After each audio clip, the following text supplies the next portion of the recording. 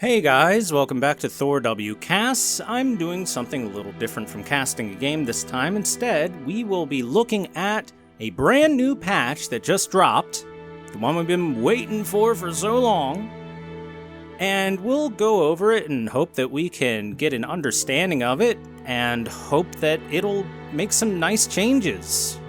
I do think that the patch we were just on wasn't too bad, but it had some standout problems that, well, we'll see if they get addressed. So let's start right away. So general changes first. Mid-boss HP is now fixed at the spawn time. Base HP increases from 6725 to 12,500. Growth reduced from 470 to 200. Okay, okay, that's fine. So the big thing that this will do is this will nerf the ability to take mid-boss solo for certain heroes that were able to do it, and might even push back mid-boss timings a little bit, because sometimes mid-boss could be taken very quickly depending on what heroes were on your team. Like a McGinnis, for example, could shred through it by herself even, without too much trouble at a relatively early time. Having a higher HP means the mid-boss is harder to kill, and for those that don't know, mid-boss has a shield that is constantly regenerating that you have to be able to out-damage to actually hurt its health bar, and that shield scales with its health, I believe. So having a higher health total in general will make that shield a little stronger and will make it harder for heroes to do stuff like that. And it'll make it so that you actually have to make mid-boss a bit of a team priority for certain heroes, rather than them being able to just go off and do it alone. So that's a nice change. What else do we got here? Reworked Rejuve reward from mid-boss. No longer buffs troops, reduces spawn time and buffs various stats. Upon death, 3 Rejuve crystals fall to the ground, 4 for subsequent mid-boss kills. Claiming one now grants you in-place revive after 3 seconds. It's an Aegis of the Immortal now. Okay. If you already claimed one and claim another, it'll go to an ally. Priority is the closest allies first, then the most recent dead allies. Dying with Rejuve no longer counts as a kill or a death, nor gives out bounties. While you have the Rejuve buff, you gain the following: 20% more max HP, 20% fire rate, and 15% spirit damage. Gaining the buff heals you to full and lasts up to 7 minutes. Okay. Huh. So thinking about that, that seems wild. So this is like Dota's Aegis of the Immortal. When you kill their boss monster, it spawns that, and then one hero gets to pick up the item, put it in their inventory, and when they die, the item pops, and they respawn after 3 seconds. But this doesn't say it's an item pickup or anything, I think. It seems like it's claiming crystals like it used to be. So instead, it is an Aegis of the Immortal, but also it buffs every hero that grabbed it. There being 3 of them means that enemy teams can jump in and steal some of it. A little bit easier, at least. This seems like... I can't tell if that's a buff or a nerf to mid-boss, because one of the biggest strengths of mid-boss was the majorly reduced respawn time if you died, which every single hero got on the team that got the mid-boss, right? Along with guaranteed buffing of every lane of your troopers. They use troopers in this game. It's always different each game. Creep, minion, trooper, whatever. Anyway, along with buffing those, guaranteeing that the lanes will push themselves out for the team that grabbed the mid-boss. Okay, so thinking about it, what this really does is it nerfs stealing mid-boss. Because stealing mid-boss used to be insane. One hero jumps in, gets the steal, and sure they die, but it buffs the rest of their team with faster respawn. The entirety of their map is going to push. And it could be a huge turnaround potential. The thing that it does do on the other end, though, is it really makes a death push so much stronger than it used to be. And what I mean by death push is when all the heroes that just grabbed the mid-boss ball up and decide to push all together. Before, if you had some good coordination, a good fight, and took them down, you would be able to stymie the push, possibly even stop it in its tracks entirely. Sure, they respawn sooner, so if it was a pretty even back and forth fight, well, the team that tried to stop the push is probably screwed because of how much the reduced respawn timer was for everyone. But this is upwards of 10 heroes that the 6 heroes have to stop, and they're 10 buffed heroes with 20% more HP, fire rate, and 15% more spirit damage. Why is spirit 15%? Weird. When the others are 20%. Weird. Anyway, this, in a way, very much seems like it should be more of a buff to the team that is in the advantage in the driver's seat and takes the mid-boss. Even if 1 or 2 of the crystals get stolen by the enemy team, they don't get nearly the comeback potential that they had before of now our map will push back against you. You have to handle these enhanced troopers on the waves and stuff in order to get to us in the first place. And if you decide to push down only one lane and it doesn't work, well, the other lanes are going to push into your base very aggressively and even stuff up a bit. So in a way, it's a bit of a nerf to a comeback mechanic. I don't know if I like it.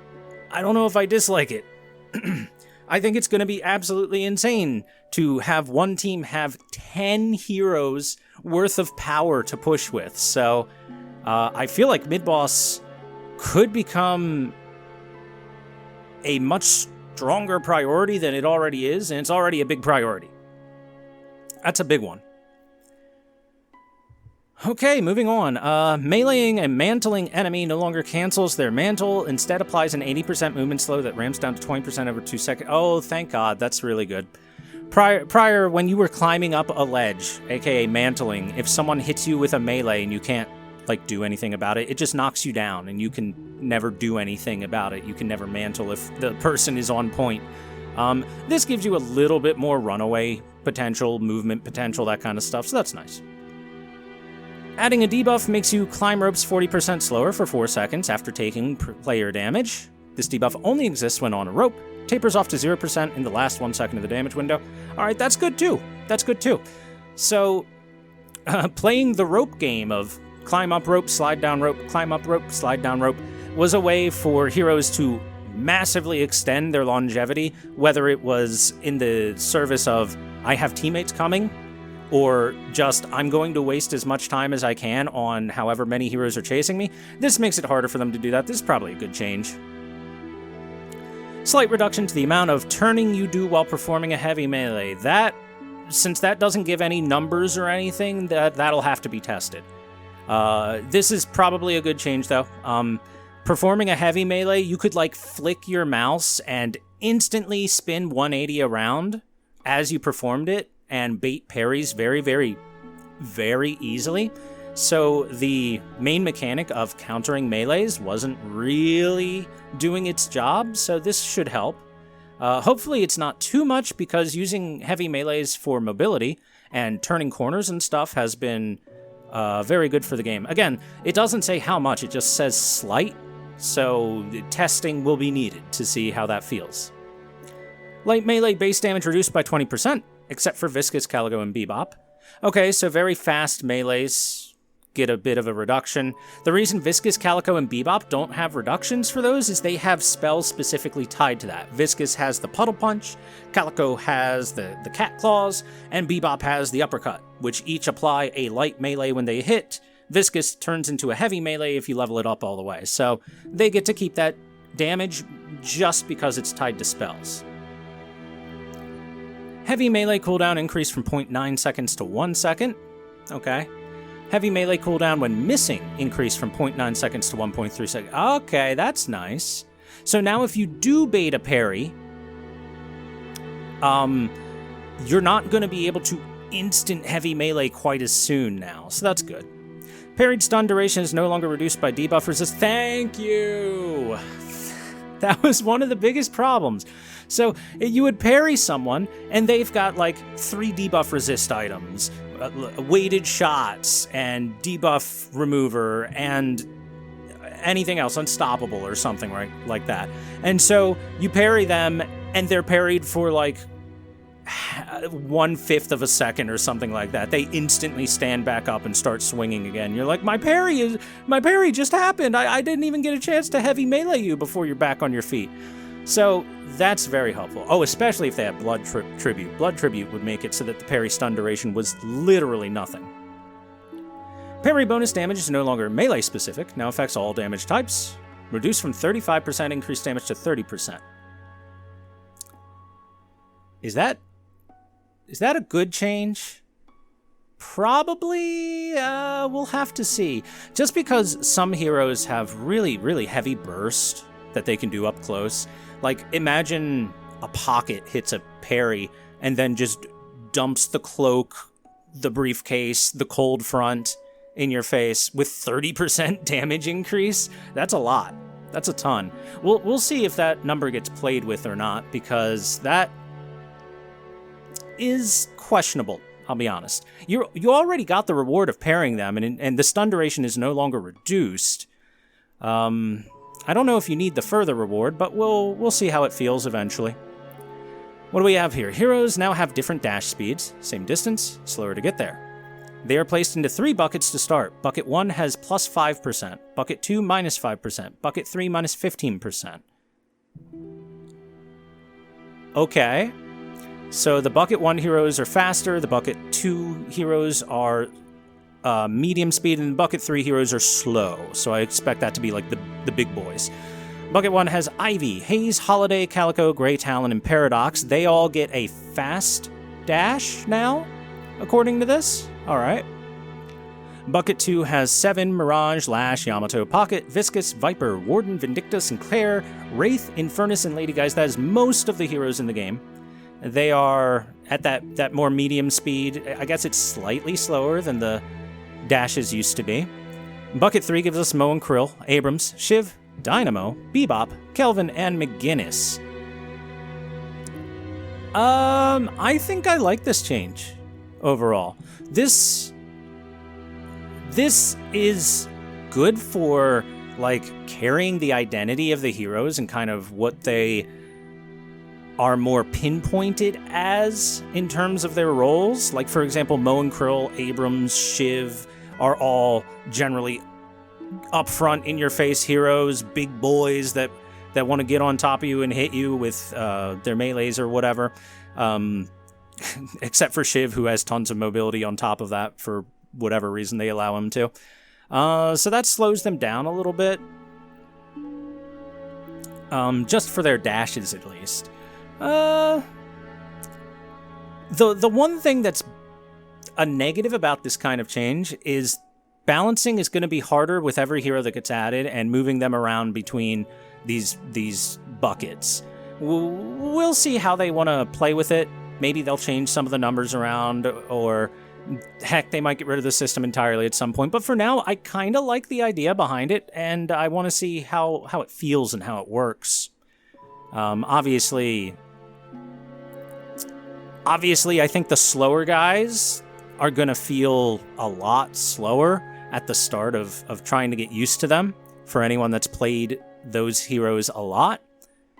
And the faster ones are probably going to feel a lot faster. Actually, thinking about it, Paradox, while charging up her kinetic carbine, gets a move speed boost, and now she gets a boost to dashes on top of it. She's going to be zooming while she's got that thing charged up. That'll be fun to see. All right. What's next? Remove the teleporters behind the walkers. Wait, why? I don't think I like that change. I don't think I can agree with that change. Those teleporters are... Like, walkers already die extremely fast. The time it takes you to teleport from behind one walker to the next is enough time for, like, a wraith by herself to kill it. I hope this comes with buffs to the walkers or something, because they are made of paper already. In fact, they're made of wet paper. Paper is too strong for the walkers. I really hope they come with some sort of buff to the walker resistances or something, or their health, or their damage, anything to make them not die when someone looks at them. for like 2 seconds. Yeah, that removes the ability to defend them, or at least lowers it a fair bit. After 20 minutes, trooper spawn time is reduced from 30 seconds to 25 seconds, so the troopers start coming faster at 20 minutes. Okay. Maybe that's just in an attempt to allow the game to pick up in pace a little bit. Next up, we have trooper bounty growth reduced from 1.5 to 1.2. So more troopers spawn, but they're worth a little bit less. So I guess that's a compensation nerf to having more troopers spawn. It could also be an attempt for them to put the gains that heroes get into other categories, whether it be neutral farming or kills. Something like that might get a little bit more priority while trooper bounty goes down, because right now, right on the previous patch that we just got off of, like a couple minutes ago, the most efficient thing to do is just sit in lane and eat the troopers for a while. That's eat the troopers, go do a camp, come back to lane, eat the troopers, go do a camp, that thing, back and forth, grab some boxes along the way, because trooper bounty is so much better than everything else. We'll see. I gotta read more. We gotta read more, right? Remove the bounce pad on top of the nursery or fish market rooftop leading back to mid. So that would be on the side lanes, above the medium camp with 3 medium creeps and the 2 small creeps in the sides. It's removing the bounce pads that launch you toward the mid. So that means it's a little bit more of a time commitment if you want to rotate from a side lane to the mid lane to do a gank. And on top of that, it makes it so it's a little bit harder to escape if you're on the enemy's side and want to put yourself back toward your own area, toward the mid, and then back toward your own side of the map. So maybe it's an attempt to make that weaker. I'm not 100% sure exactly what they're trying to accomplish with this. It could be something like what I just mentioned. I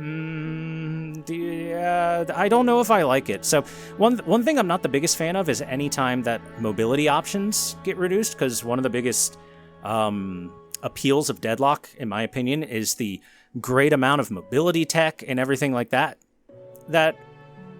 exists in this game.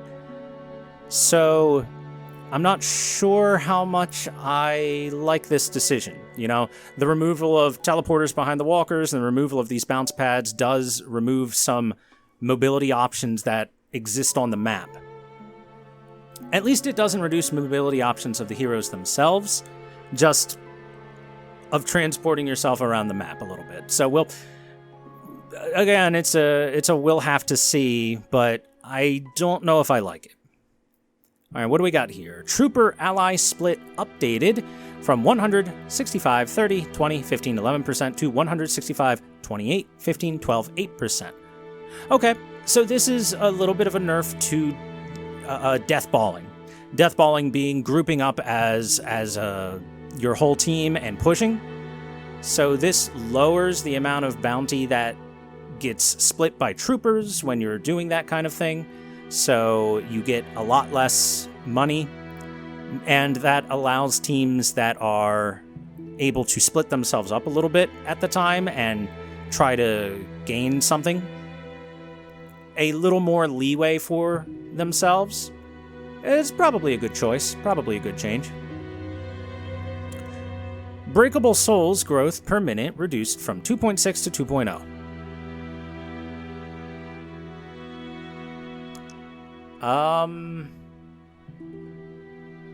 Does that affect the urn?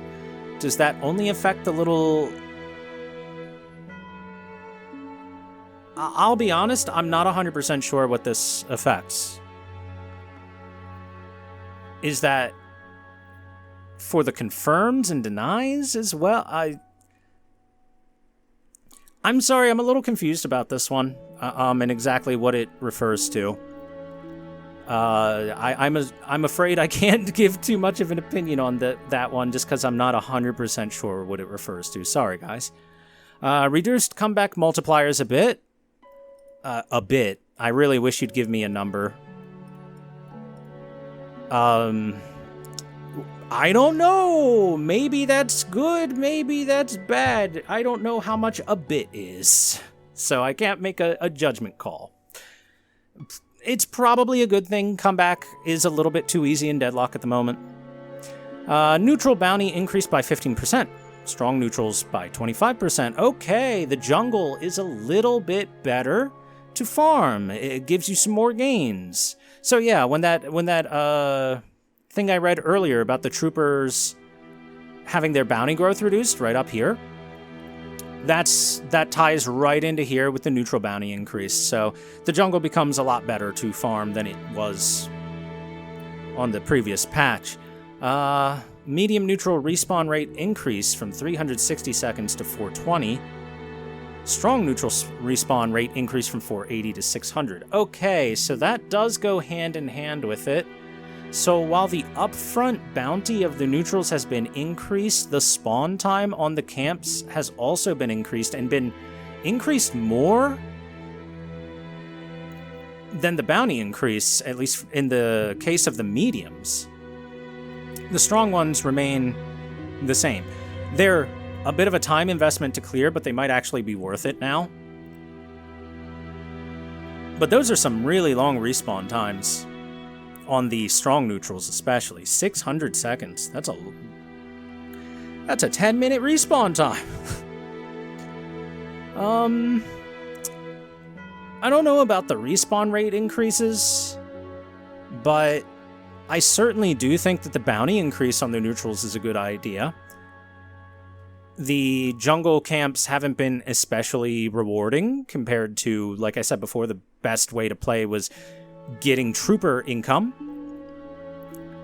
We'll see how that feels. It should feel better in general for anyone that's able to farm jungle creeps quickly, at least. Hopefully some nerfs will come to 7 to go along with that, because he's a monster at farming them. Sinner's Sacrifice, retaliate damage increased from 40 to 60. Okay, a little bit more of a punch back anytime you punch one of those. Heavy melee and success bonus now grants 4 buffs rather than 3. These also take a little longer to kill now due to the melee timing changes. Interesting. 4 buffs rather than 3.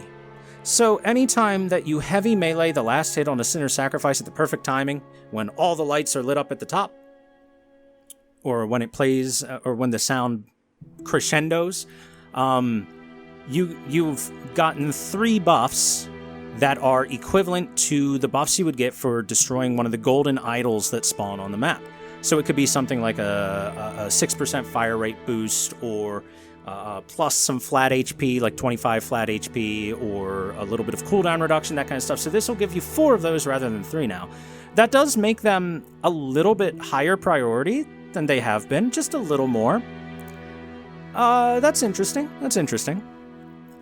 Hero bounties are now reduced based on the amount of players, similar to the trooper mechanic, which means kills are less efficient and rewarding when it is a larger group. 1, 2, 3, 4, 5, 6 players are now 100, 100, 90, 85, 80, and 75% efficient. Alright, so this means another nerf to the death ball, another nerf to grouping up as 6, and saying, fight us or we will take everything, and if you don't win the fight against us, we will take everything. I'm thinking this might be a little too much of a nerf to that strategy. It is not the easiest strategy to pull off when you're not in the most coordinated environment. And even when you are in the most coordinated environment, it has its drawbacks. It already did.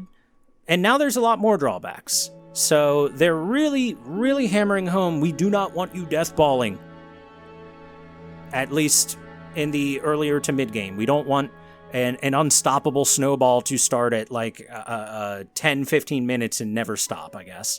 I think they might have gone a little too far, but it's gonna take some games to see how it feels, right? Alright, movement slow when shooting, reduced from 30% to 25%. If anything, this is a buff mostly to spirit characters, because every gun character in the universe just buys fleet foot, and you have no movement speed penalty when shooting. So, a little bit of a buff to the spirit characters more than anything else. Sidewalker HP increased by 10%. Alright. That's not much, but okay. Objectives no longer have 20 to 25% spirit resistance. Okay, so spirit characters can actually take objectives again. That's nice. But, wait a sec. The following abilities now do 50% damage to objectives. Last Stand, Stormcloud, Hyper Beam, Heavy Barrage. Let me read the rest of these and I'll talk about them. Trooper, walk speed increased from 6.1 to 6.3. Trooper run speed increased from 11 to 13. Minor respawn curve reductions, 90 minutes from 40 seconds to 35 seconds. At 30 minutes from 80 seconds to 75 seconds. Update the zip line, knockdown. Okay. None of this other stuff talks about objectives and HP or resistances or anything like that. What the fuck are the devs thinking? You took away the ability to teleport from one sidewalker to the other. You barely gave them more HP at only 10%. You didn't increase their damage in any way, shape, or form. And you even removed the spirit resistance, which was a good change, because if you had a team that wound up being a bunch of spirit-heavy characters, you wouldn't take objectives very fast, whereas gun characters just kind of breathe on them and they die. They're already wet paper that gets shredded like nothing. And you are making it infinitely harder to try and defend these objectives. I don't understand these changes. Do they just want the objectives to fall over and die no matter what? Because that's what these changes are probably going to result in. They're harder to defend, and they're easier to kill, overall. The only things that are taking the big hits are the things that took them way, way, way too easily. Last Stand, Stormcloud, Hyper Beam, and Heavy Barrage, which we've even casted some games where, say, a Warden just pops Last Stand, jumps onto a Walker, and punches it to death, or a Bebop pops a Hyper Beam and just kills a Guardian in one Hyper Beam. So, those are fine changes, but I don't think this is good for the game, for your defensive structures to die when someone walks in their general vicinity and decides to point at them for a second and a half at most. This is unhealthy for the game, in my personal opinion. Maybe it's because they're hoping that it will promote a lot more teamwork and defending objectives, but I've played with people before. I know people. This ain't gonna have that effect. All that's gonna happen is the objectives are gonna fall even faster, and they're gonna be even more impossible to defend. We've already seen plenty of occasions where heroes will just ignore the heroes attacking them, murder the walker, and then try to run away with their escape skills. And often enough, maybe they sacrifice one or two heroes, but often enough it's worth it to do that. Usually it's just one hero that does it. This is just enforcing that and making it better than it already is, and it's already really, really strong. I am not a fan of the objectives being so incredibly easy to kill, with even less capability of defending them than before. I don't like these changes there. That's an oof in my book, personally. Alright, reading the rest. Trooper walk speed increased from 6.1 to 6.3, and run speed increased from 11 to 13. This means once the troopers are on the ground, and there's nothing in their way for them to deal with, they reach the next objective faster, which means pushing is a tiny bit faster because the troopers can keep up with you just a little bit better. On top of the objectives having less defense capabilities on them, so they're going to die even faster than even faster. Minor respawn curve reductions. 19 minutes from 40 seconds reduced down to 35 seconds, and 30 minutes from 80 seconds to 75 seconds. 40 minutes is still 85 seconds. So this means that respawns are just a tiny bit faster in the earlier game than they have been. Deaths are a little bit less personally punishing, or in the earlier parts, but once the game starts to drag on to that 40-minute or later section, then you're in for the late game respawn times where it's going to be heavy. So that's honestly a good change.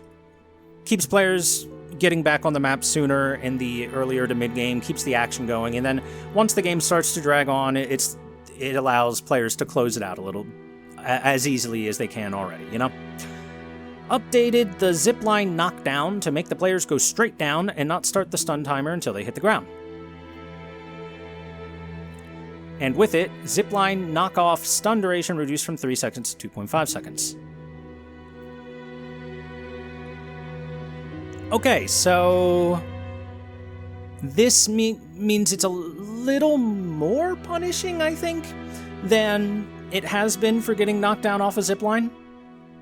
Because previously, when you get knocked off a zipline, you could, your momentum could carry you back far enough that the players still have difficulty reaching you in time, or I've even seen situations where the momentum like drops someone behind an object so they're completely safe until someone can catch up to them. So this prevents that kind of thing from happening. And a little stun reduction has been in place, but that's because the stun timer no longer starts until they touch the ground. Before it would start the moment you get knocked off, now it starts when you touch the ground, so it's probably approximately the same amount of time that you're actually like stunned from it. Overall, a slightly bigger punish for getting knocked off a zipline, which is a good thing, because it is meant to actually be a punish. Added a new UI indicator for HP for showing a pending heal. It affects things like Abrams' passive. So is that for all heals? It'll just show you, like, gray health on your HP? Hey, that's a good change. I like that. Now you'll see, like, how much HP you're going to have if you pop, like, a healing right, I guess. Yeah, that's a good one. I like that. All right. Weapon items. Some item changes. All right, let's get to the nitty-gritty, the real meat and potatoes of these. Restorative Shot. Heal from NPC reduced from 20 to 15. Weapon damage reduced from 8% to 6%. Okay, yeah, makes sense. Resto Shot was being bought on everyone in the laning stage for the most part because it healed so much and gave you weapon damage, which is very helpful to have in the early game. It needed a little nerf. Just a little love tap there. Fleetfoot. Bullet resistance reduced from 10% to 6%. Good. It was already good enough without that. Melee Charge. Bullet resistance reduced from 10% to 6%. Good. It was already good enough without that. Spirit Shredder Bullet. Spirit resist reduction increased from -7% to -8%. I don't think that's gonna make it good enough to pick up still. 8% shred is still very little. I think the only heroes that might consider it are like Infernus and Wraith, who are kind of hybrids of spirit and gun damage. Whereas actual like spirit spellcasters, 8%'s not enough. It really isn't. Slowing bullets. After buildup is achieved, debuff duration is refreshed rather than starting buildup again. So it's a little buff to slowing bullets. It'll work a lot more like Infernus's Afterburn passive and keep the debuff on them as long as you keep shooting them. Swift Striker. Fire rate increased from 18% to 20%. Why? Swift Striker was already being picked up by like every gun carry ever. Why buff it? That seems weird. Fire rate is already like built very aggressively by the gun carries, so I don't know. Kind of interesting.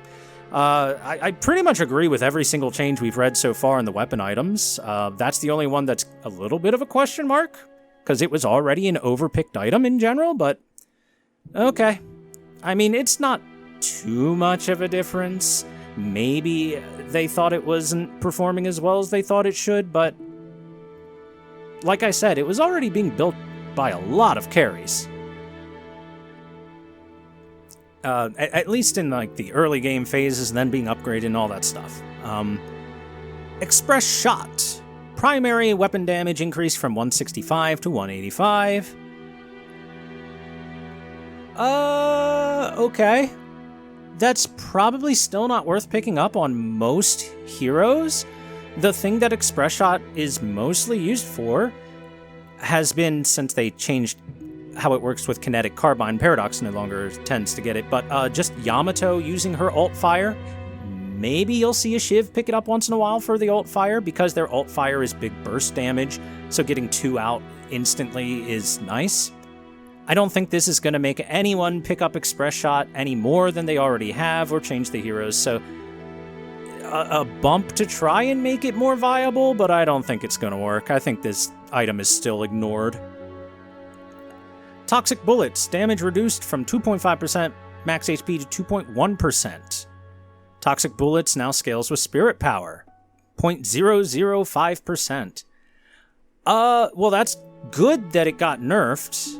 And I don't think that scaling is enough, really, to bring it back up to the 2.5% very easily. So this is mostly just a nerf to Toxic Bullets for everyone that isn't, I guess, Infernus and Wraith, again, the general hybrid characters. This is good. Toxic Bullets was overperforming. Every single time that anyone has ever built Toxic Bullets, if you look at the damage they dealt at the end of a game and look at the graph, Toxic Bullets is always top 3 of their damage dealt, because it scales with HP and everything already, so it was extremely good, and it gets reapplied every time you touch them. It doesn't have a cooldown, so even if they get rid of it, you can reapply it really quickly because fire rate gets built up, so, you know, bang, bang, bang, it's back on. Yeah, Toxic Bullets needed a nerf. Heck, it might even get nerfed beyond this, because it's been so good. We'll see how it feels, and we'll see if it still seems insane on the hybrid heroes. Like I said, Infernus and Wraith generally build a little bit of hybrid, maybe more hybrid now with the way some of the changes have gone. But a deserved nerf. Berserker, bullet resistance reduced from 16% to 8%. Okay, makes sense. Overperforming item gets a nerf. Blood Tribute, ×3. Healing reduction reduced from -50% to -40. Now grants +4 out of combat regen. And active move speed increased from 1.75 to 2. Okay, so 3 buffs for Blood Tribute. Honestly, it kind of needs the buffs. I think it's very close to being a viable pickup on your frontline heroes, especially, like your Abrams, your Shivs, etc. Because it gives you that 50% debuff reduction, which is huge, yeah? But the biggest thing that was holding it back is definitely the healing reduction of -50%, and while you have Blood Tribute active, it costs you health per second to keep it active, so it can really start eating into your HP, and as it eats into your HP, you're not able to heal as much back. This gives it a little bit less of a punish on that. It gives you a reason to have it without having to have it active, with a little bit of out-of-combat regen, and a little bit of a move speed increase for those upfront heroes while it is active. So, alright. I'm not sure if that's enough to make it super viable, but I think it will find its niche on a few heroes now, a little more than it was before. They're fine changes overall, but Blood Tribute's tricky.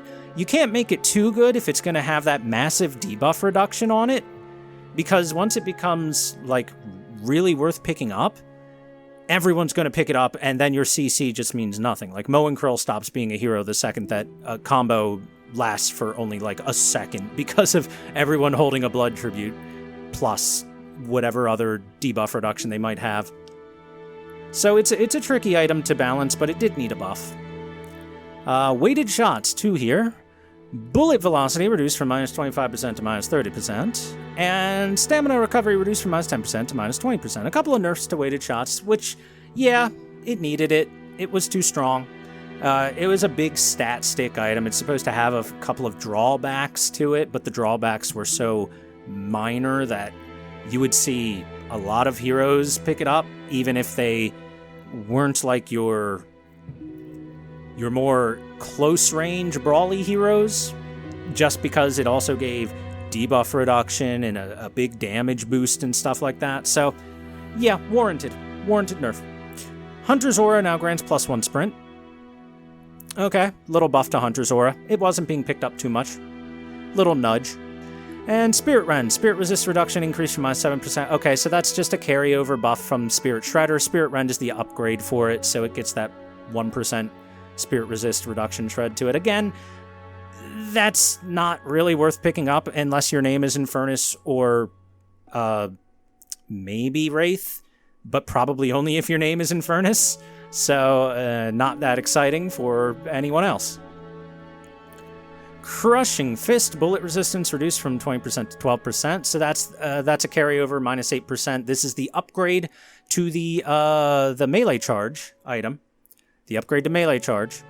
So a carryover of a bullet resistance reduction into the upgraded form. And heavy melee distance reduced from +70% to +60%. Oh, so less mobility on just holding heavy melee.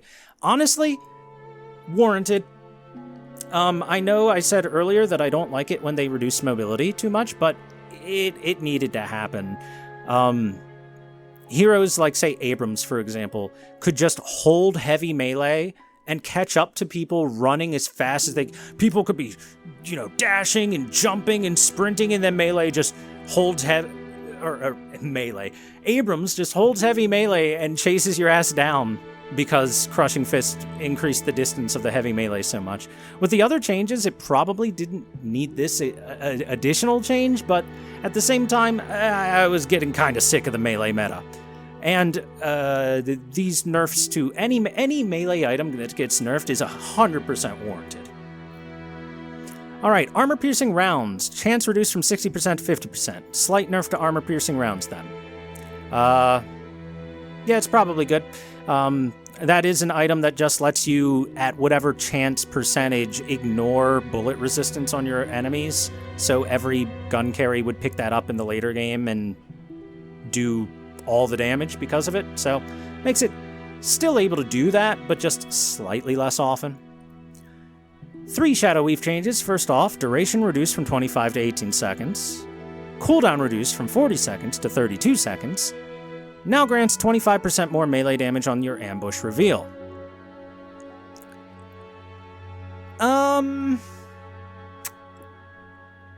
Overall, I think that's a slight buff, because the cooldown reduction is bigger than the duration reduction. And definitely the melee damage increase is helpful for anyone that wants to throw some melees in. I don't think this is going to result in melee heroes like, say, Abrams, that often builds melee, picking up Shadow Weave and using it too much. Maybe here and there, but I don't think that's going to be too big of a thing that we see. Shadow Weave is probably still a pretty dead item, and I don't see a lot of heroes rushing to get it after these changes either. Capacitor. Damage increased from 45 to 50. Okay. A pretty uncommon item to see in the first place, so small nudge in the buff direction. Spellslinger. Buff duration increased from 10 seconds to 14 seconds. Okay. Again, relatively uncommon item to see. Picked up, so a buff. This is a pretty big buff, though. From 10 seconds to 14, that is almost a 40% uptime increase. Almost a 50%, so that's a pretty big one. That might get it to see a lot more play on the heroes it's good for. Drink of water. Alright, vitality items. Let's take a peek at these. Guardian Ward, cooldown reduced from 45 seconds to 40 seconds. Okay. It wasn't getting picked up too much. Little nudge. Little buff nudge. Weapon shielding. Barrier reduced from 400 to 325. Weapon shielding barrier no longer scales with spirit power. Oh, and weapon shielding barrier now scales with boons. +4 per boon instead of +1.1 per 116 with spirit power. So this means that the shield items, the bubbles, basically, because they give you a barrier when they pop, now are more universally good for everyone, because I'm seeing the same reduction of spirit scaling into boon scaling for every single one of them, which means that spirit heroes don't get to take advantage of them better than gun heroes now. A little more even playing field. Their base barrier gets reduced so that, especially in the early game, they aren't quite as powerful. They're still pretty darn strong, though. 325 is still a fair bit. As for scaling with boons, that will remain to be seen how good that is. Just, I think we still haven't really gotten a good lock as players in general onto how many boons happen, when they happen, how effective they are, and how much you can expect to get out of them in the average game. So it's a little difficult to tell exactly how good or bad that is compared to what it is now. That being said, it makes them more universal. It makes it so that heroes that aren't building spirit can pick them up and still feel good about having them into the mid or later stages of the game if they just need a slot to fill and want something a little more defensive. So these are overall pretty good changes for the health of the game. And you see spirit shielding, same as weapon shielding, the exact same wording, the exact same changes. So both of those items get, a bit of a rework on how they work. All right, return fire. Bullet resistance reduced from 10% to 6%. Bullet damage returned reduced from 60% to 50%. Spirit damage returned from 30% to 25%. Just nerfs across the board for return fire. It is warranted. As an abuser of return fire, I can tell you return fire was OP. So I don't question that whatsoever about those changes. And these are all warranted. Return fire was way too good, especially against specific heroes. Like, say, a Viper goes after you and you pop return fire, and you're like a tankier hero, then the Viper just kills themselves on you. They don't have a chance. So yeah, this is probably warranted changes. It still seems good though. It still seems like it's a fine item to pick up. So probably not a dead item, just a little nerfed. Veil Walker, cooldown reduced from 14 seconds to 12 seconds. Little buff for it. Not picked up by too many heroes, mostly Holiday, maybe a Moe and Krill now and again. Metal Skin, cooldown reduced from 24 seconds to 20 seconds. Okay, I think I see one Metal Skin pickup per, 10 or 20 games. So, this probably still needs more buffs, considering it is very uncommon to see. Debuff Remover times 2, bonus health reduced from 125 to 100, cooldown increased from 45 seconds to 50 seconds. Okay, couple minor nerfs to Debuff Remover. It is being picked up by lots and lots of heroes, so when an item is being picked up by almost everyone, that means it's just a little strong and you need to nudge it back a little bit, or it's really, really too strong, majorly strong, and you need to, take a bat to it. Debuff Remover is in the nudge it back category, I would say. Trophy Collector, out of combat regen increased from 2 to 3.5. Oh my god! Now everyone will build. It's still a shitty item for the most part. Trophy Collector is still a gambler's item, and by gambler, I mean the person playing, not Wraith. Probably still a bad pickup from most situations, 9 times out of 10. You probably just want to spend that money on something else. But, little buffs to it here and there, and sometimes something that's garbage gets a little nudge here and there, patch after patch after patch, and then all of a sudden it becomes the OP thing that everyone's building. So Trophy Collector might wind up there one day, but that day is still not today. It's still very, very niche, and more often than not a good pickup. Spirit Resilience. Spirit resistance reduced from 30% to 25%. Ooh, that's good. So, one of the big issues with spirit heroes that has been going on in the patch is they fall off really hard when enemies build spirit resilience. Not just spirit resilience, but spirit resistance in general. So things like spirit resilience and fury trance and it's on the tip of my tongue, but I can't think of the name of it. The 6400 item. I'm gonna think of it 2 seconds when I stop trying to think of it. It's always like that. I'm sorry. Spellbreaker. Yeah, there it is. My brain did it. Spellbreaker. So, when items like that are being picked up, spirit heroes stop being able to do damage for the most part. And you would see spirit resilience on basically everyone if the enemy team has like a lash or a pocket or one of those heroes whose job is, I'm going to do as much spirit burst as I possibly can, and then I'm going to run away and then do it again. Hit and run heroes. They basically stop existing when you pick up enough of those things, just like two items to give you some more spirit resistance, 2 or 3, and then you're just like not paying attention to them anymore. You don't care about them. They show up, they hit you, and then you turn on them and kill them. Because then their damage rotation is done, This is a small nudge backwards, only a 5%, and I don't see the other items getting touched at all, so it's probably not going to make too much of a difference, but it's nice to see that they're at least considering it. Considering adding just a little more chance for the spirit heroes to shine in the late stages of the game. Next up, we've got Divine Barrier, cooldown reduced from 45 seconds to 40 seconds. That's in line with Guardian Ward. It is the upgrade to Guardian Ward, so it gets that cooldown reduction as well. And Cheat Death, effect no longer gets pierced by kill events like Killing Blow or Guided. Oh, thank you. That's good. So Cheat Death was already... It's still a pretty questionable item, for anyone that's wondering. What Cheat Death does is anytime you would take lethal damage, you become temporarily immune to death for, I want to say 4 to 5 seconds is the duration. But while you're immune to death, you take massive penalties. You get a huge damage and healing reduction and a big move speed reduction as well while in that state.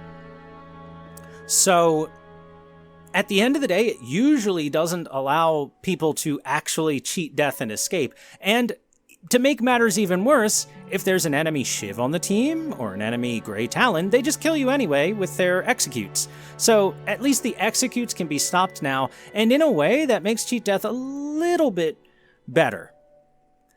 Just a little bit. It's still kind of questionable, and maybe a couple heroes can like it, like Lady Geist can like it, because she can just health swap. And I think the health swap doesn't technically count as damage or healing. I actually haven't tested it. That was more of a theory craft of me, so if I'm wrong about that, feel free to yell at me in the comments.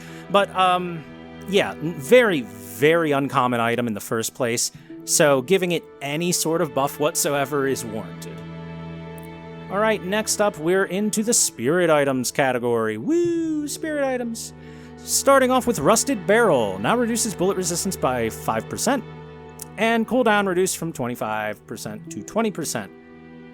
Okay, little buff to Rusted Barrel. Rusted Barrel is already pretty uncommon to see at the moment. For those that don't know, it's an active item that reduces fire rate on enemies and bullet resistance. Well, now it does the bullet resistance at least. So, mostly it was just to reduce fire rate, and there's already a better version of Rusted Barrel that's not an active item with a cooldown called Mystic...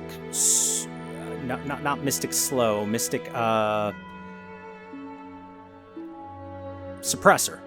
Or is it just Suppressor? I think it's just Suppressor. I'm sorry.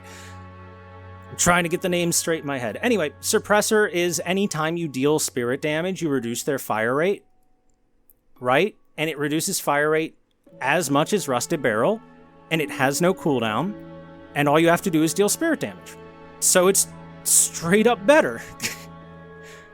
Oh, wait, the next thing is Suppressor fire rate reduction from 35% to 30%. Okay, so now Suppressor does slightly less fire rate reduction. Okay, maybe Rusted Barrel has gotten a couple of buffs compared to Suppressor. Suppressor is still probably better because it has no cooldown. It's just a passive effect. I still don't think we're going to see very much Rusted Barrel. I don't think that item is worth picking up still. As long as Suppressor exists as a 1600 cost item, Rusted Barrel, even at 800 cost, is just not good enough to be picked up. Anyway, moving on. Cold Front, Spirit Resistance reduced from 10% to 6%. Yeah, that's fair. Cold Front is still picked up very often on a lot of heroes. Part of it is because of the spirit resistance it gives, part of it is because it gives you faster farm capabilities, and part of it is because it gives you an extra burst tool when you dive in on enemies, especially in the early to mid game. So all good stuff about Cold Front. Seeing it get a little bit of a nerf makes perfect sense. Slowing Hex, duration increased from 3 to 3.5 seconds. Okay, so it's just a tiny bit easier to chase down heroes and not let them get away when you have a Slowing Hex. Fine.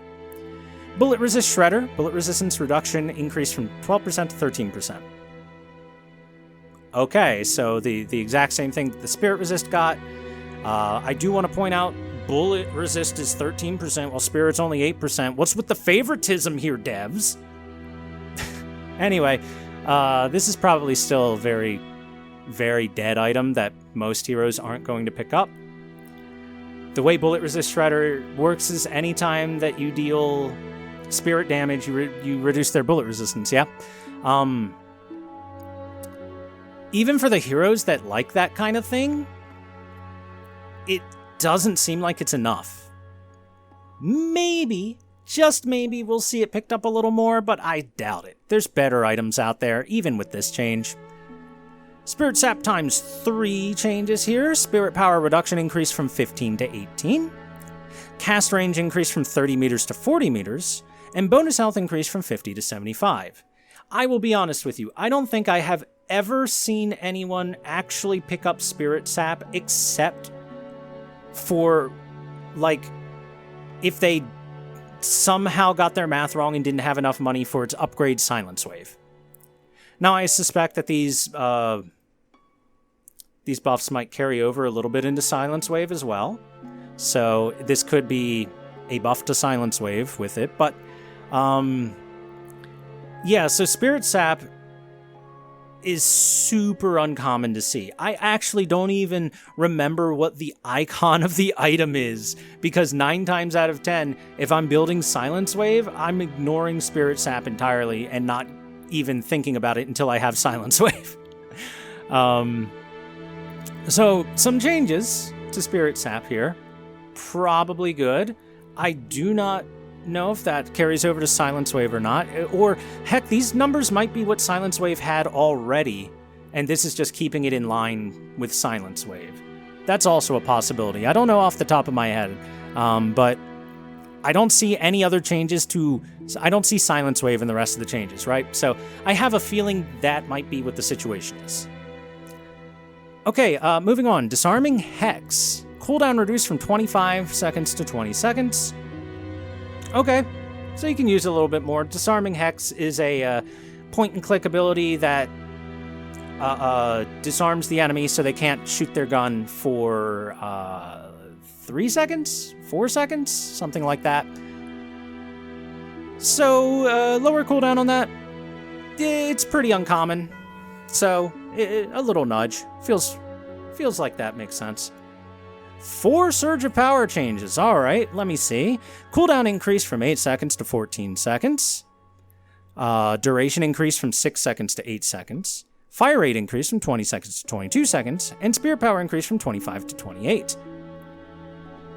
Okay, so this is overall 3 buffs with 1 minor nerf. Well, it's actually kind of a big nerf with the cooldown increase is pretty hefty. Nearly a 100% cooldown increase. But still, at the end of the day, I think this is probably a buff, all things considered, to Surge of Power. It is not the most common item pickup, so it's probably a good idea. But for the heroes that already like it, like Wraith seems to pick it up relatively often. Grey Talon, when he rears his ugly head into games, does seem to pick it up. So the heroes that already like it are going to like it a little bit more now. Good for them. I'd say that's overall a solid change. We'll see how the cooldown increase does for them, but with the duration increase and everything, it should be all right. Tank Buster got a couple changes. Let's see. Now ignore enemy spirit. Oh, that's a big one. Okay. So as a enjoyer of spirit heroes in general, I think it's a lot more fun to cast spells than it is to point and click a gun, personally. This is something that Spirit has needed for sure, is a tool to get to bypass spirit resistance the same way that armor-piercing rounds exist for the gun carries to bypass bullet resistance. And now it is attached to Tank Buster, which has been a bit of a meme item. So Tank Buster, the way it works is it charges up over, I want to say it was 12 seconds if I recall correctly. And it can proc before it's fully charged, but as it charges, it causes any ability that deals more than X damage. I don't remember how much off the top of my head. I think it's like 200 or something, 185 maybe, to deal additional damage that is based off of the enemy's max HP. It looks like the damage was reduced on that, but it was dealing 6% max HP, now down to 5% max HP as bonus damage. Now, on top of that, that spell will ignore spirit resistance, which is so good, so helpful. Incredibly helpful.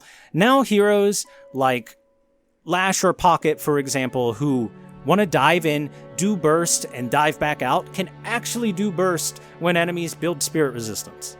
So a lot of people really got upset the last time that spirit heroes were able to do some solid damage in the late game until they learned, oh wait, just build resistances, and they, that 1,000 damage that Lash built every single item to do, or Pocket built, or Magician built, now it goes down to 400 damage. Just kneecap the heck out of it. Now they're not kneecapped quite so hard, and that gives them the ability to have the late game presence that they were lacking in this previous patch. They still had late game presence, but it was so muted if the enemy team knew to actually build the defensive items. Now they've got some ability to do stuff. I'm not sure if Tank Buster will proc on everything, or only when it's fully charged, or it'll take a little bit of testing just to be absolutely sure of how it works. But I think this is a change that has been kind of warranted some sort of meaningful spirit resistance shred or bypass. It might be too strong, we'll see. But for now, I'm very interested in the fact that spirit heroes won't fall off quite so dramatically in the late game. Part of the appeal of this game is certainly that every hero is supposed to be pretty viable toward the late game. You can build every hero as a damage dealer and as at least sort of a carry in some way, shape, or form in one way or another. And now that allows the late game existence of the spirit build to, continue existing with Tank Buster. And Tank Buster will actually be a good item now instead of garbage. So hey, I'm on board for at least trying it out. If it turns out to be too strong, I will be the first to admit it, even with my love of spirit heroes and everything. If it's too strong, it's too strong. And they can walk it back and make it ignore, a percentage of spirit resistance instead of 100%. Still, I'm excited about that. That's the most exciting change I've seen so far. Just for me personally. Decay. Damage increased from 2.4% to 2.6%. This item is still absolute garbage and will probably not be picked up by anyone because debuff remover exists. Alright, goodbye Decay. Scourge. Projectile speed increased from 800 to 1600. Okay. Minor buff. Doesn't do too much. It's already a strong enough item. I guess this just helps timing it slightly better when you put it onto a teammate. Either way, not the biggest change, I think. Focus lens cooldown reduced from 28 seconds to 25 seconds. Unless the cost of it gets reduced, this item is dead still because debuff remover exists. Vortex Web, projectile speed increased from 1800 to 2400. That's interesting. That's definitely one of the problems with Vortex Web, is it takes a while for it to... It gives time for people to clear out of the AoE of it, especially if you're trying to get people on the edges, so that might help a little bit. I still don't think we're going to see too much of it. It's still an incredibly rare item to see in the first place, and it's probably not going to help it. Especially because in Deadlock, you are competing heavily for any active item slot. There are only 4 of them, and if you like using active items, you can fill those 4 slots very easily with better items than Vortex Web, so not sure how much that's going to change. I do want to take a step back real quick to the vitality items here, and I want to point out something that popped in my head. There were no changes to Counterspell. And that is insane to me. Counterspell is such an overpowered item. It is so ridiculous. The way it works is the next time you parry, it protects you from incoming damage and enemy abilities or items. All of them. Which means, oh, is there a Lash on the enemy team? Oh, he's trying to ult me? Parry, I'm good. Unless the Lash is very smart about when he does it and does it at the right time. Oh, is there a Wraith that threw an ult at me? It will never hit me as long as I have Counterspell up. Oh, is there a Grey Talon Owl coming my way? Oh, is there a 7 stun about to stun me? Is there a Bebop Bomb about to hit me? Is there a Bebop Hook about to hit me? Any of these things, any of these major threats, Counterspell, Counterspell, Counterspell, Counterspell, and after you Counterspell, it heals you, gives you Spirit Power, gives you move speed, and the spell parry duration lasts a second plus. With Duration Extender, it can last up to like 2 seconds, almost. It's not particularly hard, in my opinion, to use it against a lot of spells in the game. The moment, I started getting used to Counterspell, Wraith has not been able to ult me for the entire patch. I will Counterspell it every time. I have replaced Debuff Remover with Counterspell against heroes like 7, because Counterspell gives me not only if 7's chasing me, I can get rid of that, along with healing and getting a buff, but also I can use it on another spell if 7's not there. I cannot believe Counterspell got away scot-free with being as overpowered as it is. I am shocked to my core that Counterspell is still allowed to do this. Maybe they're just giving it some more time, but I guarantee you, as players get better and play with it more, and we're already seeing it at the higher tiers, when people build it, the players that are used to counterspelling stuff are able to evade so many spells. So many spells just get completely ignored because of Counterspell. Ultimates included. Infernus Ultimate, and Wraith Ultimate, and Lash Ultimate.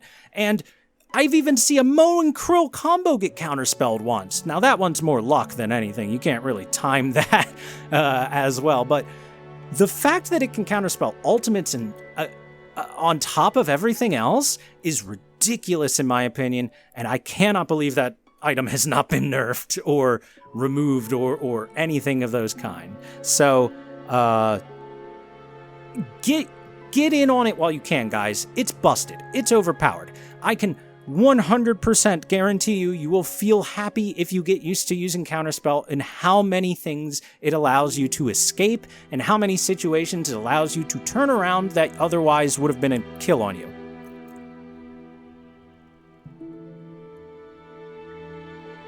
Okay, now that my ranting on Counterspell is done, let's take a look at heroes. First off, we got Bebop. A lot of Bebop changes. No longer has a 10% base bullet resistance. Oh, hey, shooting him in lane will matter a little more. That's nice. Now it has 0.3% bullet resistance per boon. So it would scale back up to the 10% eventually, I guess. Again, still not entirely used to counting boons and when they happen and all that kind of stuff, right? And I suspect I'm not the only one. I suspect even that a lot of the top level players and pro players are still getting used to exactly when boons happen, how to get more boons, that kind of stuff. Other than, running Urn. Okay, Exploding Uppercut Tier 2 reduced from plus 50% weapon damage to plus 40%. And Exploding Uppercut Tier 2 duration reduced from 12 seconds to 9 seconds. That's a huge cut onto his natural damage steroid. Oops, I knocked something over. I'm sorry if you heard that. So, yeah, warranted. Super warranted. Bebop has been able to... people were finding out toward the end of this last patch that Bebop can build just a bunch of green items, and the only gun items he needs are like toxic bullets and siphon bullets, siphon bullets is another green item that tanks you up.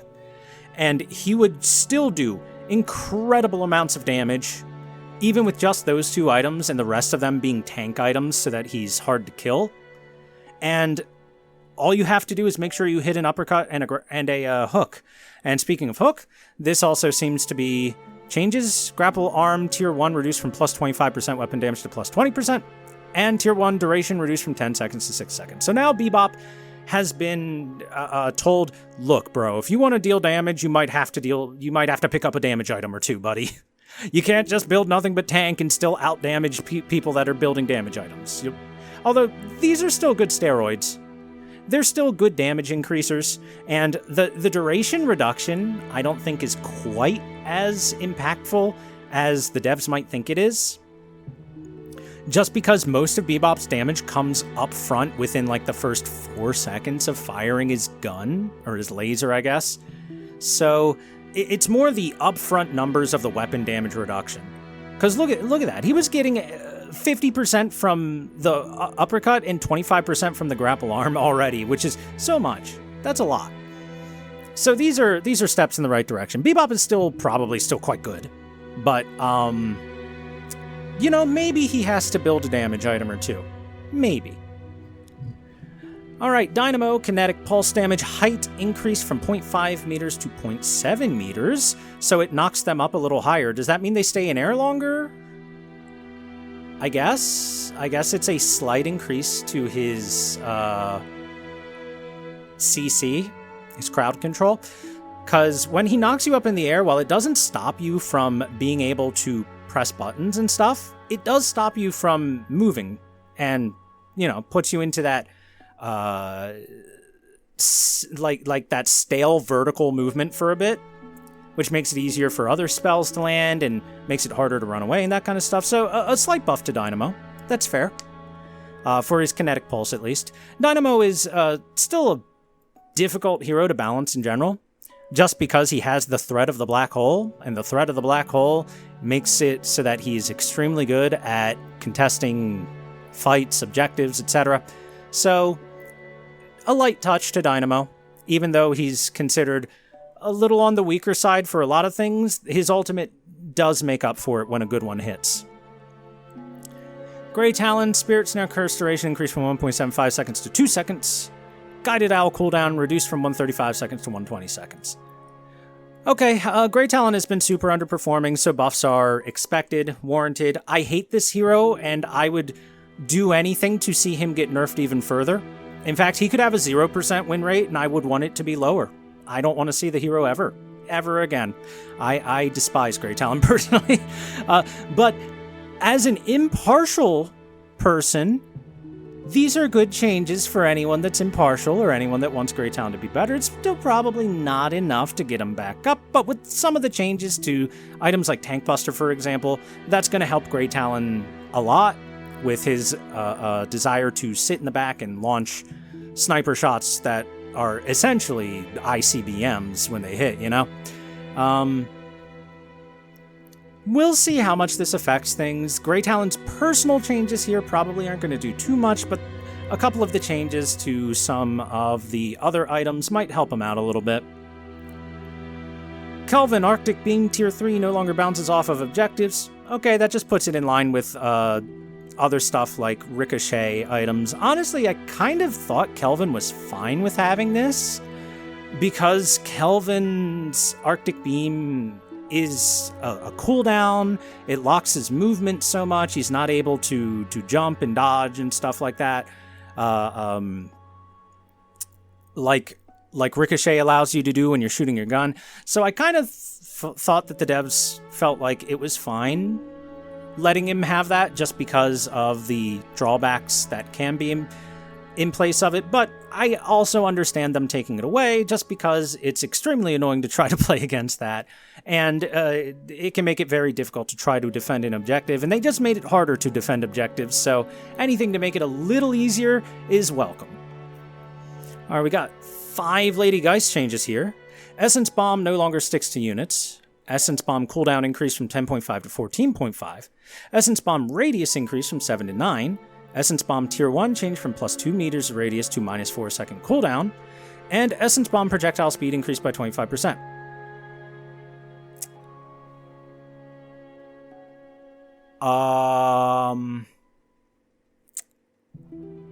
So this effectively makes it exactly the same as it was, but 25% faster, I guess. It makes her laning stage slightly weaker overall, I think, because of the cooldown increase. But the radius increase does make it easier to hit the Essence Bombs, which are currently very easy to dodge, so a little questionable, but then you get the Tier 1, and it's the same as it was at Tier 1 anyway, and you tend to get that pretty early. The projectile speed is nice. Changed. A nice small buff. Everything else about this is very, very, very minuscule differences that probably aren't going to make too big of a difference, if any. So kind of a wash. The projectile speed, again, is the big winner. That's the thing that's going to help a lot. This probably helps her level 1 just a little bit with the faster projectile and bigger radius to start with. Alright, McGinnis changes. We've got 6 of them. Health per boon reduced from 56 to 52. Spectral Wall fixed a bug where aiming at long stairs would sometimes cause the preview to go through it. Changed the preview particle. Now supports lag compensation, and the wall will now erupt where the preview particle is displaying when manually triggering the eruption. So, and finally, turret health per boon reduced from 12 to 10. Okay, so McGinnis has been pretty strong this last patch. A combination of minor buffs to her and stuff that she generally likes, combined over time to start making her feel stronger, along with going hand in hand with nerfs to heroes that were good at punishing what McGinnis could do, especially the gun heroes and such. So it gave McGinnis this this cascading effect where all the stuff finally came together, and McGinnis, who was considered like the worst hero in the game for a long time, finally had a very good patch for herself. She's been one of the better heroes, terrorizing games. When in the right hands especially, she could be very, very strong. So this is just scaling her and her turrets back a little bit with the health changes, so she'll be just a little less tanky. And the Spectral Wall changes are mostly bug fixes. Almost entirely bug fixes. Having played McGinnis a few times before, yes, I abused her while she was good on patch. Sometimes the wall would definitely not preview properly and not pop up where you thought it would. So these changes should hopefully push it into a direction where it's at least accurate to where the preview is.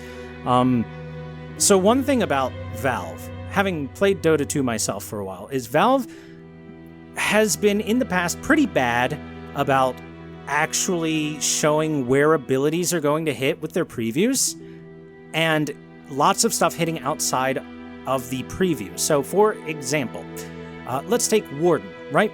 When Warden uses his little cage on you, and you have a couple of seconds to get out of it before it latches onto you, there have been plenty of times where I've been outside of that circle and it latches anyway. Or if we look at Dota, there's a hero called Shadow Fiend, classic hero from Dota 1. He has an ability that will spawn, that will pretty much instantly, well, not instantly, there's a bit of an animation, but I digress. That will spawn a little circle of like a soul eruption that does damage to anything that it hits inside of the circle. But It also does damage outside of the circle for a little bit, because the circle's actual indicator is not in line with where the damage gets done 9 times out of 10. That used to frustrate me to no end, and the warden thing frustrates me to no end. So any changes that are called bug fixes or anything that makes the previews better is super welcome, super duper welcome. I hope to see the exact same thing on Warden's his cage. I always forget the name of that particular ability. I know the rest of his abilities. That's the only one I don't know off the top of my head. Anyway, thank you very much for these changes, Mr. Yoshi. I will appreciate anything whatsoever that makes it as accurate as possible for the actual indicators and everything like that. And, minor nerfs to McGinnis. She wasn't, like, the highest win rate hero still. She was doing well, but she wasn't over the top. So a couple of touches to her to bring her back, rein her in just a tiny bit, is good. Mirage, base bullet damage reduced by 10%. How much is that? How much is Mirage's base bullet damage? I don't think it's that much. I wish it would tell me the exact numbers, like, in parentheses, like, I don't know, let's say 20 to 19 or whatever. I don't even think that's 10% of 20, you dummy. Anyway, I wish it would tell me the exact number, but base bullet damage is kind of low for any gun carries because they shoot lots of bullets. They're not like, actually base bullet damage is kind of low for everyone, for most heroes in general. I mean, it's welcome. Any nerf to Mirage right now is very welcome. He's a very, very successful hero, and one of the highest priority picks in professional play for any time that the pros want to just have a good gun carry. It's usually Mirage because he's incredibly powerful at all stages of the game. He never has a weak point, so any nerf to him is warranted. In fact, he needs more nerfs than this because he is just so lacking in weakness. But hey, at least it's something. Paradox, bullet damage scaling increased by 10%. Okay, Paradox has been underperforming for a while. She needs some buffs of some sort, so that's a little something. Most Paradoxes seem to go more in line with spirit or utility or not so much gun, maybe a little bit, but, anything helps. Maybe that's just enough damage to push into a kill that would have been a escape by a hair's breadth. So, something for her.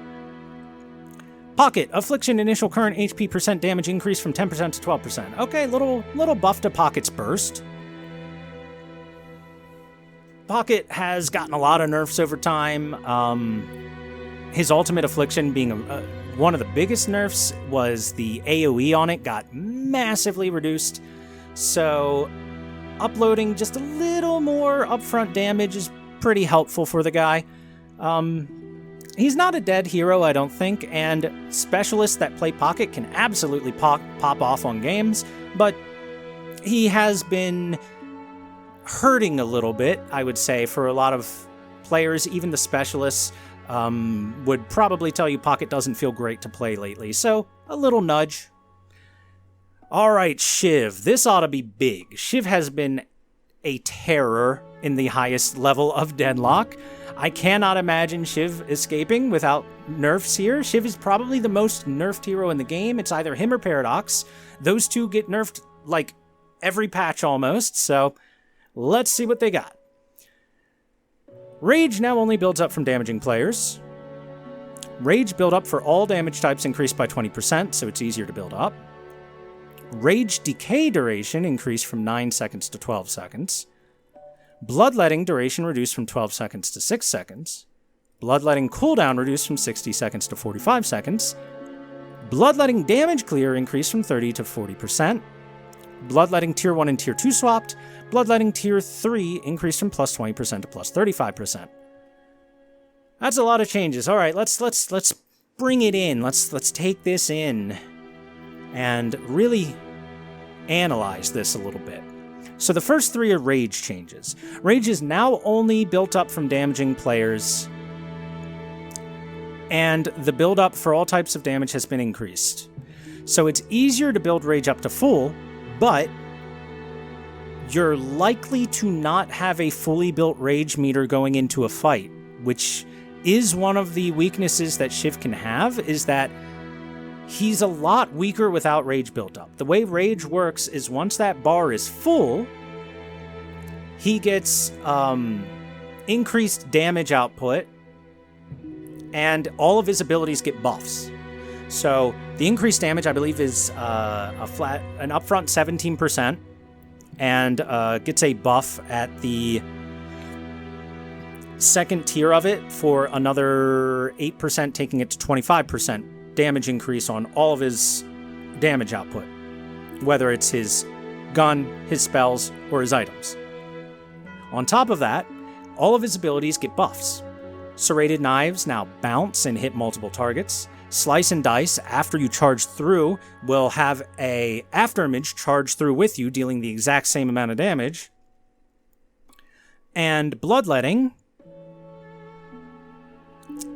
increased the amount of damage that got deferred. Yeah? So, making Shiv even more naturally tanky when his rage is full. So, diving into a fight without your full rage...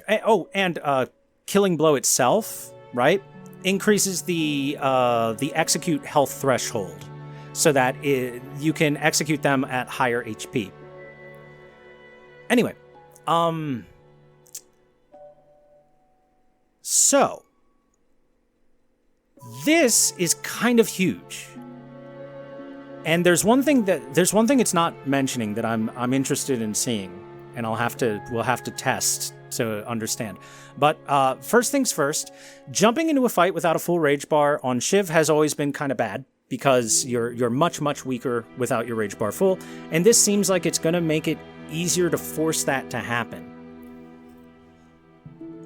Now the rage buildup is faster, 20% faster, which means it shouldn't be too difficult for him to fill it back up, I would say, depending on... I guess it depends on how many heroes he hits with his AoEs and stuff, right? But at the same time, when he dives in and does that AoE, like, upfront burst and everything, he's not going to have the extra bonuses, so it's going to be a lot less upfront, and it's going to be a lot weaker to start with. So that's a great change, just to make sure that Shiv can't just instantly dive in full power, ready to rumble.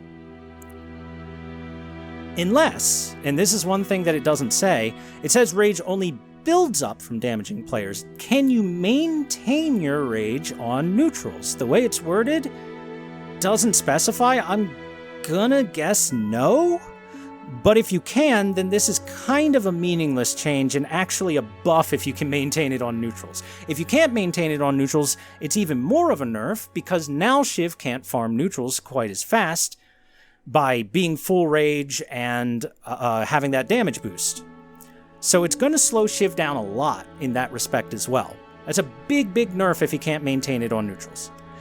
Now moving on to his bloodletting changes. The duration has been reduced up front from 12 seconds to 6 seconds. And that means that the damage deferred doesn't take 12 seconds before it starts ticking down. It's 50% less time, 6 seconds. That's so much faster. That's a huge nerf to bloodletting. And probably warranted, to be honest.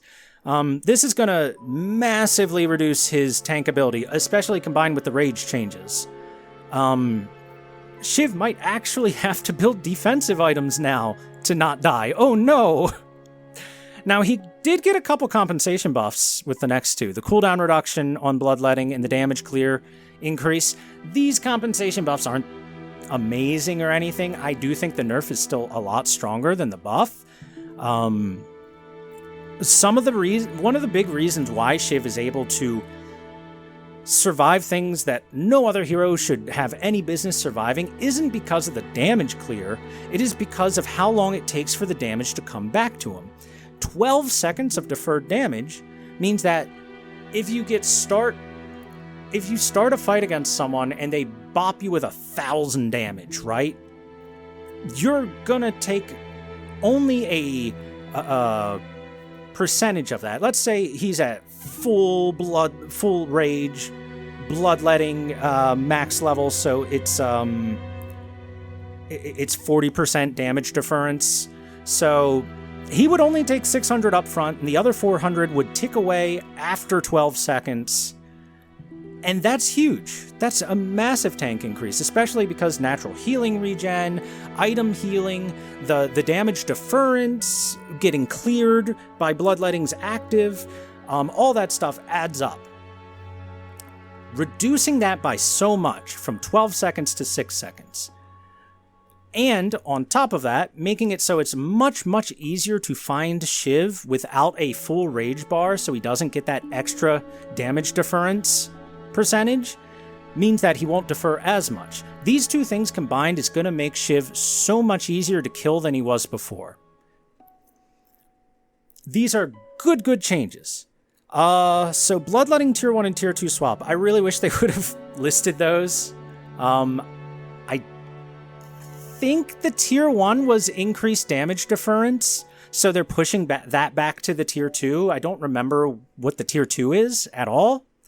So this is another nerf to his damage deference. You have to invest heavier into it if you want that extra damage deference. There were plenty of times where you would see a Shiv get one value point into it just for the extra 6% damage deference that it gives. And that's going to make it so it would take 2 points, or technically 3 points since it's the Tier 2, before you get it. Another good change, and finally, Bloodletting Tier 3 increased from plus 25% to plus 35%. That is the damage deference clear increase. So that means you can clear 75% of the damage that gets deferred now.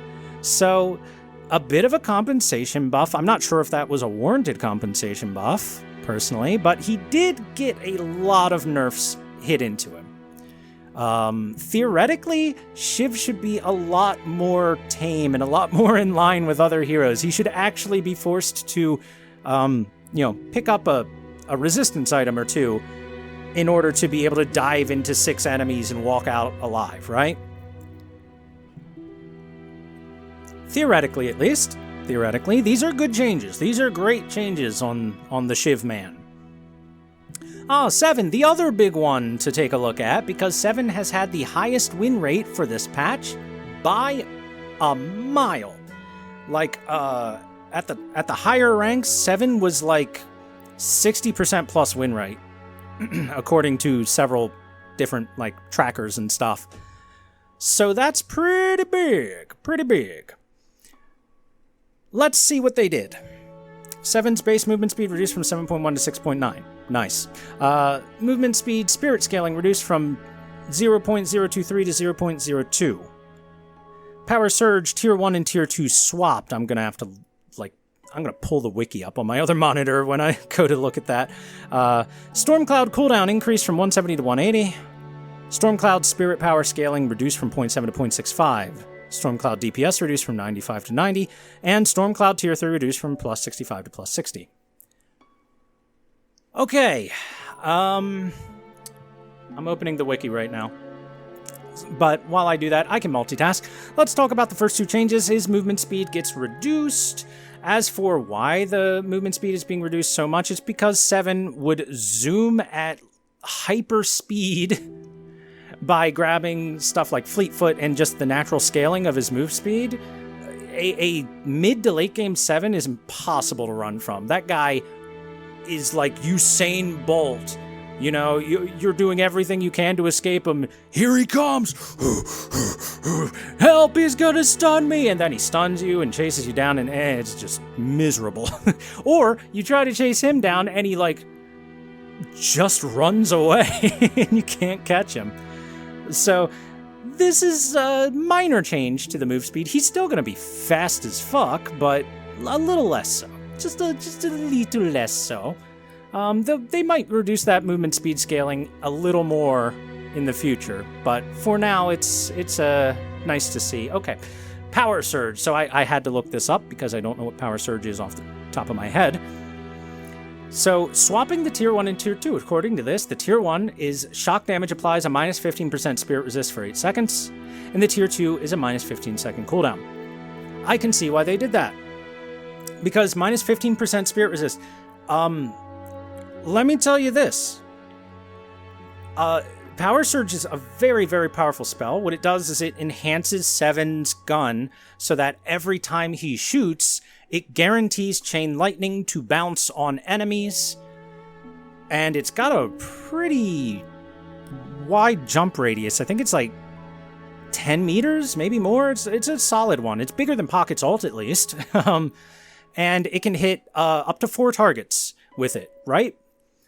And shredding their spirit resistance by more than the Spirit Shred item gives was pretty darn strong, and it made Seven very, very, very strong in lane because he didn't even have to shoot you. If you're hiding around a corner and he shoots a trooper, near that corner, it just bounces to you and then does damage. And if he's chasing you down, you take tons of damage. So this will slow him down a little bit in the laning phase. A little bit. Because getting to Tier 2 on Power Surge, if you're building Power Surge instead of Ultimate 7, not that hard to do. You're going to max it out fast anyway in the first place. So, yeah.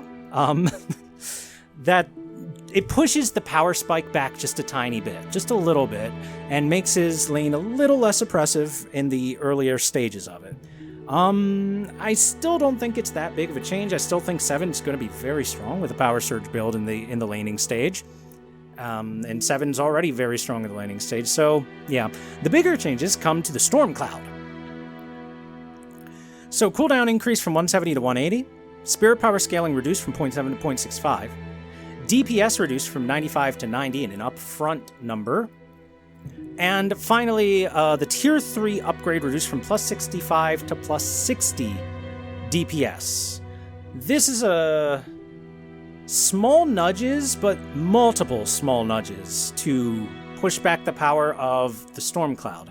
So even 7s that build Power Surge and want to mostly do that stuff would still max Storm Cloud like second most of the time because Storm Cloud is so very strong. After all of its buffs over several patches.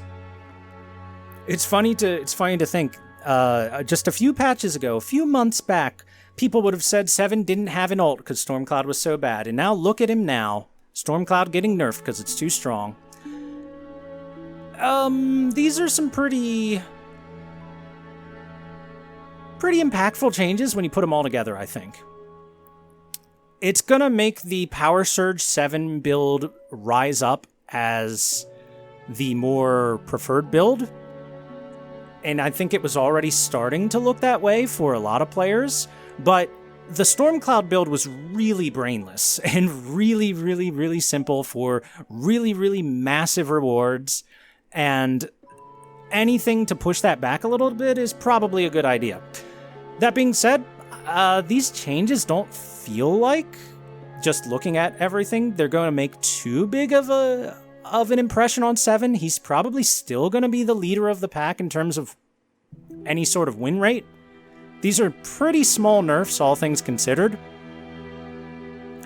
Sure, Stormcloud Rush 7 and building specifically for Ultimate will probably take a backseat to just Power Surge running and gunning, but it's still going to be a very strong tool, all things considered, and yeah, I don't think this is going to do enough.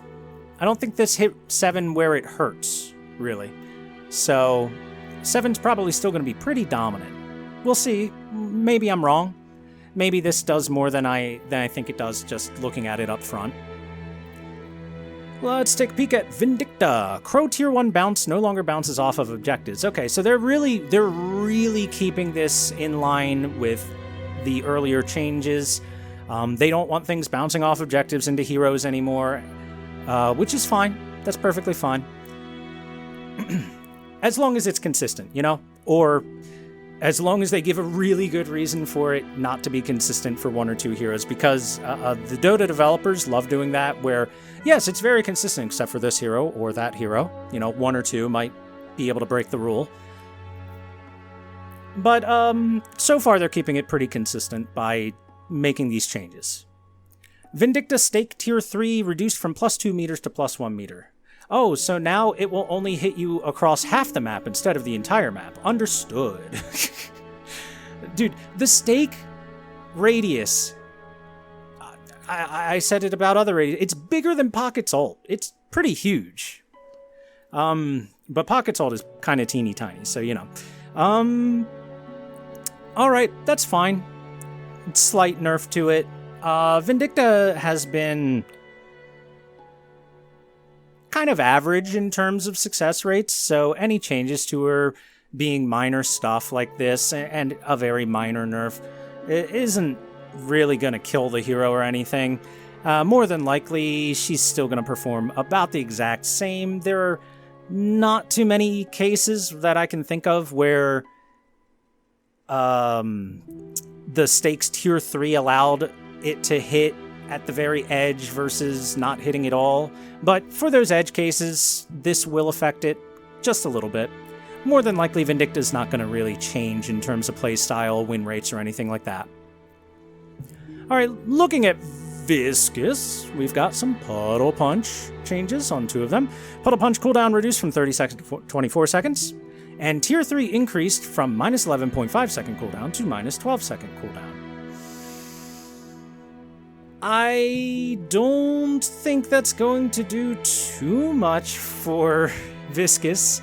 Puddle Punch isn't really the thing that you're leveling on Viscous unless you're kind of memeing with a melee build, which melee in general got nerfed a bit, so it's a little less attractive than it was before. Viscous is mainly built around bouncing around inside of his goo ball and throwing stuff around during it. I guess it buffs it a little bit because you can Puddle Punch during it with goo ball maxed. But most of the time, if you're playing Viscous seriously, you're maxing goo ball, splatter, the cube, and Puddle Punch is there for like mobility purposes more than anything, and maybe pushing someone out of position on an enemy when they're not expecting it, and bouncing yourself or an ally back either into an enemy or away from an enemy. Mostly mobility, much less so for anything else. So generally Puddle Punch wouldn't get its tier 3 upgrade in the first place for a lot of players. So I don't think this is going to do too much for the goo ball. And you probably could use a little nudge towards the buff position compared to what he is now. And while Puddle Punch changes here are a little nudge that way, I think he needs a little nudge in a different way. A way that is used a bit more by like the top end player, which would be every other spell he has, to be honest. In a lot of cases, at least. But still, any buff is a buff. It's something. Next up, we've got Warden. Warden bullet base damage reduced from 17 to 15. Ooh. Bullet damage growth increased from 0.38 to 0.44. I wonder how much of an impact on his DPS that changed. Oh, well. DPS reduced from 74 to 70. And last stand lifesteal versus non-heroes reduced from 15% to 10%. Okay. This definitely reins him back a little bit. So one of the things about Warden that has been true forever is that his gun scales real good. His gun's actually great once you get past the laning phase. The laning phase, his gun's not the best, but once you get past that laning phase and it starts scaling, his gun is pretty scary.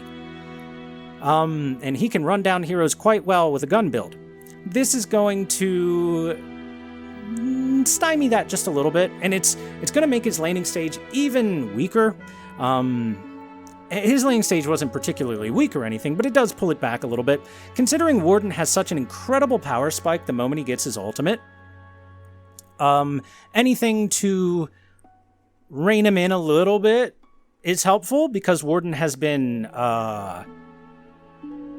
one of the top heroes for sure.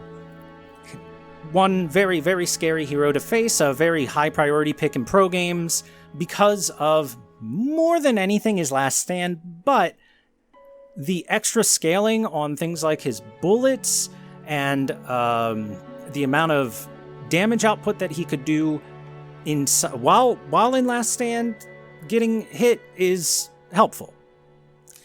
It also got a little bit of lifesteal nerf against non-heroes. And Last Stand also got that 50% damage reduction against structures now, against towers. So it's not quite as oppressive as it was before. We've even had a video on the ThorW Cast channel where we saw a Warden just dive under a walker and with Last Stand going and punch it to death with no fear of the walker stomping him or anything because he was healing up so much and the walker was dying so fast it was worth it. So all of these changes will help Warden not be quite so terrifying in terms of objectives. He will still be pretty darn terrifying in terms of team fights, and while the gun is going to have, I think, overall less damage up until the mid-game, it still has that good scaling to it, and Warden is still probably going to be a pretty scary hero. I don't think this is going to kill him or anything. It's just going to slow him down a bit, which should be fine, considering how strong he is in team fights. Next we have Wraith. Bullet damage increased from 4.95 to 5.115, and bullet damage growth reduced, so same overall peak damage. Okay, this buffs her laning just a teeny tiny bit. Wraith's biggest problem right now in the game is that she is a balanced carry. She is designed well as a carry.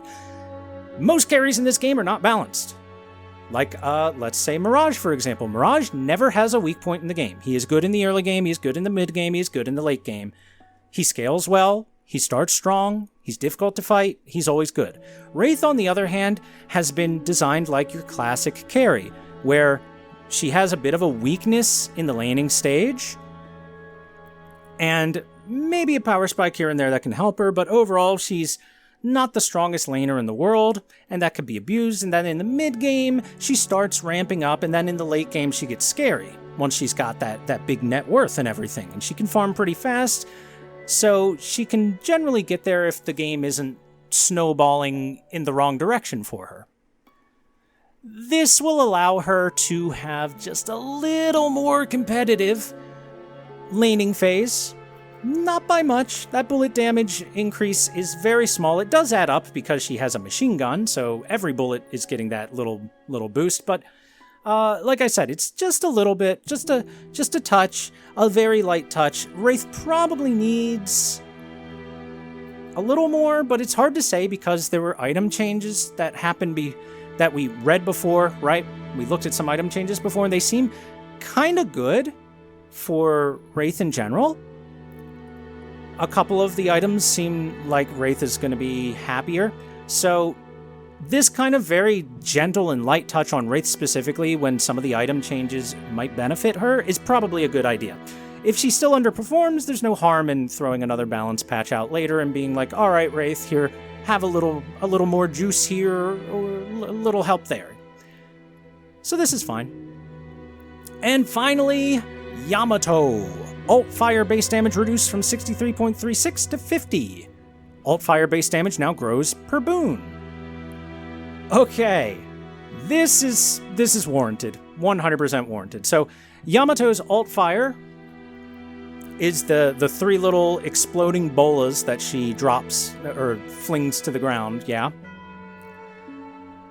And it has been oppressive in the laning stage. Very, very, very, very oppressive. Where she just, if she gets onto a bridge, she is going to rain bombs at you all the time. Boom, boom, boom. Because they explode in an AoE, they're very easy to hit. If they don't directly hit you, they'll still partially hit you more often than not. If they do directly hit you, that's a lot of burst for, just some bullets. It's been really, really, really annoying to lane against Yamato, and now they're gonna just pull that back a little bit. It'll still be annoying to lane against Yamato. I mean, she's not going to stop throwing bombs at you, but the bombs aren't going to hurt quite as much. But they scale into the later game. So, eventually the bombs are going to hurt more than they ever have before, but rather than, ripping your health bar to shreds over time during the laning phase, she'll be ripping your health bar to shreds in the later game if she chooses to weave in some alt fires between her casting, or even chooses to go Express Shot or something to take advantage of it. Like, rushing Express Shot in lane, if Yamato did that, that was disgusting. Painful. Because it fires 2 of them, and the second one is enhanced. So rather than dealing 63 damage, it would be 63 plus 90, right?